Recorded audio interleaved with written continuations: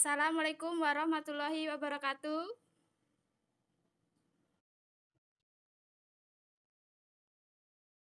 Nah, materi kali ini kita akan membahas tentang Al-Quran Hadis sebagai pedoman hidup. Nah, untuk yang pertama yang kita jelaskan yaitu pengertian Al-Quran. Al-Quran adalah kitab suci umat Islam yang diturunkan oleh Allah Subhanahu wa Ta'ala kepada Nabi Muhammad SAW sebagai wahyu dan beserta mushafnya untuk diajarkan atau disampaikan kepada umatnya, dan yang membaca Al-Quran akan mendapatkan pahalanya. Sedangkan untuk menurut bahasa, Al-Quran memiliki arti yang sangat bermacam-macam, yang diantaranya adalah bacaan atau sesuatu yang harus dibaca ataupun untuk dipelajari. Dan untuk istilah, Al-Quran adalah kalam Allah yang diturunkan sebagai mukjizat. Al-Quran sendiri memiliki nama lain. Yang pertama, Al-Furqan, yang artinya pembeda. Kenapa dinamakan Al-Furqan? Karena Al-Furqan sendiri sebagai pembeda di antara mana yang benar, mana yang salah, dan juga di antara mana yang buruk dan mana yang baik. Dan bisa membedakan mana yang palsu dan mana yang jelas. Yang B, Az-Zikir, yang memiliki arti peringatan. Kenapa Al-Quran juga dinamakan Az-Zikir? Karena Al-Quran diturunkan oleh Allah melalui Nabi Muhammad SAW sebagai peringatan terhadap manusia untuk memberikan sesuatu yang mengenai sebuah hal-hal yang dapat memberikan keselamatan. Suatu hal yang memberikan kecelakaan, memberikan menyengsarakan. Mauziah, yang memiliki arti sebagai ajaran, nasihat, dan tuntutan. Kenapa Al-Quran juga memiliki nama sebagai Mauziah? Karena Al-Quran mengajari dan memberikan bimbingan terhadap manusia untuk mengetahui segala hal yang mereka perlukan. Yang terakhir, Alkitab, yang memiliki sebuah arti. Kenapa dinamakan Alkitab? Sesuai firman Allah yang artinya Alif Lam Mim. Kitab Al-Quran ini tidak ada keraguan padanya, petunjuk bagi mereka yang bertakwa. Materi yang kedua yaitu pengertian hadis. Dilihat dari segi bahasanya, hadis memiliki sebuah arti kabar, berita, atau hal yang diberitahukan secara turun-temurun. Sedangkan menurut istilah sendiri, hadis dapat diartikan sebagai segala sesuatu yang berasal atau bersumber dari Nabi Muhammad SAW, baik dari perkataan maupun perbuatan Nabi serta takrir atau persetujuan dan ataupun yang sepadan. Hadis sendiri memiliki beberapa makna dan arti, yaitu seperti jadid, qorib, dan kabar.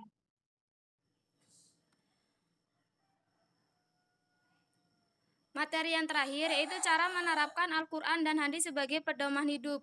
Dari penjelasan di atas dapat disimpulkan bahwa kita hidup berpedoman terhadap Al-Quran dan hadis dengan apa yang telah tertulis dalam Al-Quran.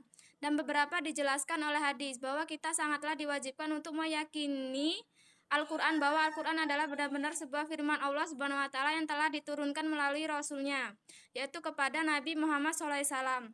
Dengan demikian, berpedoman kepada Al-Quran, umat Islam hidup akan sangatlah terbimbing ke jalan yang lurus dan jalan kebenaran. Dan mereka dapat membedakan mana yang baik yang dilakukan dan mana yang buruk bagi mereka. Bukan hanya meyakini Al-Quran, mengamalkannya, juga melaksanakan apa yang telah diperintahkan dalam Al-Quran dan tidak melakukan apa yang telah dilarangkan dalam Al-Quran. Misal seperti perintah untuk melakukan wajib melaksanakan sholat, puasa, berbuat baik kepada orang tua maupun orang lain. Kita dapat menerapkan Al-Quran, hadis dalam kehidupan sehari-hari sebagai berikut. 1. Meningkatkan ketentuan keimanan dan mempelajari Al-Quran. 2. Belajar ayat-ayat Al-Quran untuk meningkatkan keimanan kita. 3. Memanajemen waktu kosong untuk mempelajari Al-Quran. 4. Mempunyai sebuah semangat keilmuan yang begitu tinggi untuk sebuah kepentingan di dunia ini. 5. Di dalam sebuah kehidupan berkeluarga, sebagai ayah di dalam keluarga dapat menerapkan Al-Quran sebagai berikut. Membimbing untuk dirinya sendiri serta seluruh anggota keluarga agar memiliki ucapan atau perbuatan serta memiliki sikap yang sesuai pada Al-Quran hadis. B. Berusaha dalam mencari nafkah yang halal untuk menafkahi keluarganya. C. Berusaha memberikan contoh kepada anggota keluarga untuk bersikap seperti ada yang di Al-Quran. Sebagai ibu, A. Berusaha menaati suami yang di dalam keluarga adalah seorang pemimpin, selalu berusaha memberikan dukungan terhadap suami dalam upaya sang suami untuk membentuk keluarga Islam. Sebagai anak, selalu mengikuti aturan dan bimbingannya yang telah diberikan oleh kedua orang tua, selalu berusaha menjaga amanah yang telah diberikan oleh orang tuanya.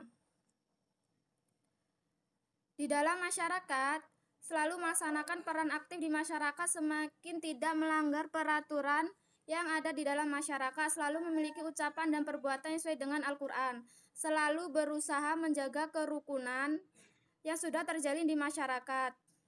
Dalam kehidupan berbangsa dan bernegara, A selalu ikut memilih peran aktif. Nah, itu tadi materinya. Apakah sudah paham?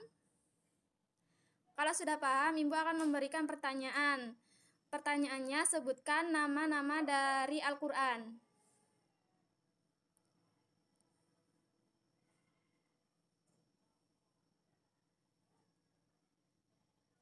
Untuk pertanyaan Eka Nur Aprilia, sebutkan nama-nama lain dari Al-Quran. Nama-nama lain dari Al-Quran itu ada Al-Furqan yang artinya pembeda, Al-Zik artinya peringatan, Al-Mu'azziyah artinya ajaran, nasihat dan tuntunan, dan Al-Kitab artinya kitab, Bu. Oke, baiklah. Jadi semua sudah paham. Karena waktunya sudah habis, saya akhiri ya. Anak-anak, kita lanjutkan pelajarannya besok lagi. Saya akhiri. Wabillahi taufiq wal hidayah. Wassalamualaikum warahmatullahi wabarakatuh. Waalaikumsalam warahmatullahi wabarakatuh.